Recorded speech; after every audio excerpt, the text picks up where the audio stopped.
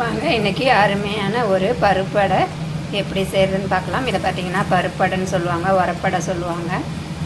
எனக்கு தெரிஞ்சு இது பருப்படை. உங்களுக்கு என்ன அடைன்னு சொல்லுங்கள். பாருங்கள் எவ்வளோ கலர்ஃபுல்லாக இருக்குது. இது கூட தேங்காய் சட்னி வச்சு சாப்பிடும்போது அப்படி தாங்க இருக்கும். பாருங்கள் எப்படி இருக்குன்னு.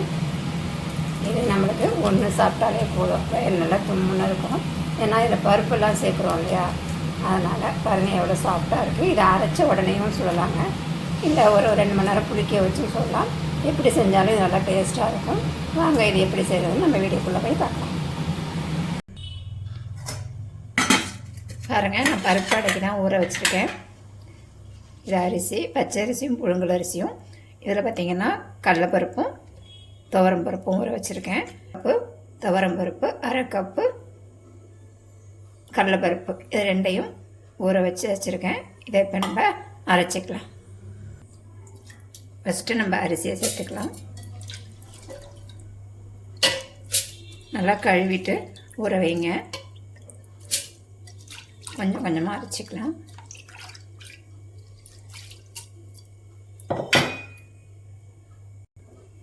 காஞ்ச மிளகா நான் ஒரு 6 மிளகாய் சேர்த்துருக்கேன். சோம்பு ஒரு 1.5 ஸ்பூன் சேர்த்துக்கலாம். நீங்கள் அரிசிக்கு தகுந்த மாதிரி சேர்த்துக்கோங்க. அதேமாதிரி சீரகமும் சேர்த்துக்கலாம். இதை இப்போ தண்ணி ஊற்றி அரைச்சிக்கலாம். அரிசி அரைச்சாச்சு.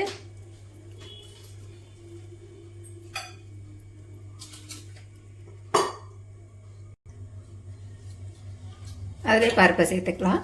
பருப்பை நம்ம நைஸாக அரைக்க வேணாம், கொஞ்சம் குறைப்பாக அரைச்சிக்கலாம். அப்போ தான் டேஸ்ட்டாக இருக்கும். பருப்பை அரைச்சாச்சு.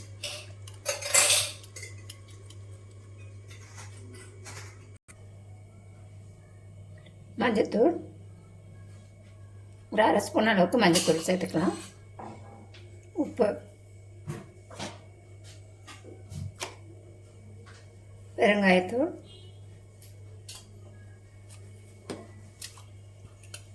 கூடவே வெங்காயம். சின்ன வெங்காயம் தான் கூட சேர்த்துக்கோங்க. இப்போ சின்ன வெங்காயம் இல்லை, அதனால் நான் பெரிய வெங்காயம் சேர்த்துருக்கேன். இதை நீங்கள் வதக்கி கூட ஊற்றலாம், வதக்கி கூட சேர்த்துக்கலாம். கடுகு, உளுத்தம்பருப்பு, வெங்காயம்லாம் நான் அப்படியே சேர்த்துருக்கேன். கொத்தமல்லி, கருவேப்பிலை, கொத்தமல்லி கருவேப்பிலை சேர்த்து நல்லா கலந்துக்கலாம்.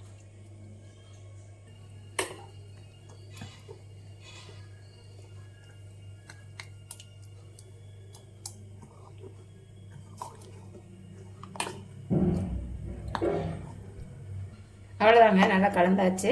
இது கூட பார்த்திங்கன்னா பூசணிக்காய், மஞ்சள் பூசணிக்காய் இதெல்லாம் சேர்த்து செய்வாங்க. நான் இன்றைக்கி சும்மா தான் செஞ்சுருக்கேன், வெங்காயம் மட்டும் சேர்த்துருக்கேன். உங்கள்கிட்ட பூசணிக்காய், பரங்கிக்காயெலாம் இருந்தால் நீங்கள் அதையும் சேர்த்து செஞ்சுக்கலாம். என்ன தேய்ச்சாச்சு, நம்ம ரெடி பண்ணி வச்சுருக்க அடை மாவு இதை சேர்த்துக்கலாம். அடை கொஞ்சம் திக்காக தாங்க இருக்கும்.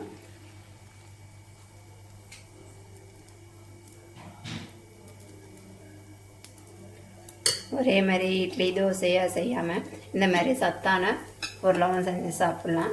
இல்லை நம்ம பருப்பெல்லாம் சேர்த்துருக்கோம்.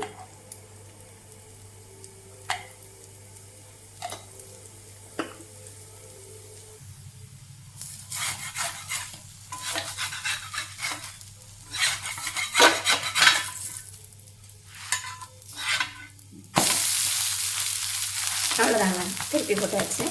ஈத்தினவர் நல்லா வேகட்டும்.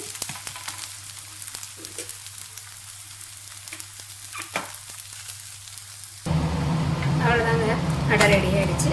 பாருங்கள், பார்க்குறதுக்கே நல்லா அழகாக கலராக இருக்குது. நீங்களும் இதிலே நான் சொன்ன அளவுகளோட நீங்களும் செஞ்சு பாருங்கள், நல்லா டேஸ்ட்டாக இருக்கும். வீடியோ பிடிச்சிருந்தா லைக் பண்ணுங்கள், ஷேர் பண்ணுங்கள், கமெண்ட் பண்ணுங்கள், மறக்காமல் சப்ஸ்கிரைப் பண்ணுங்கள். இன்னொரு வீடியோவில் சந்திப்போம். டாடா பாய்.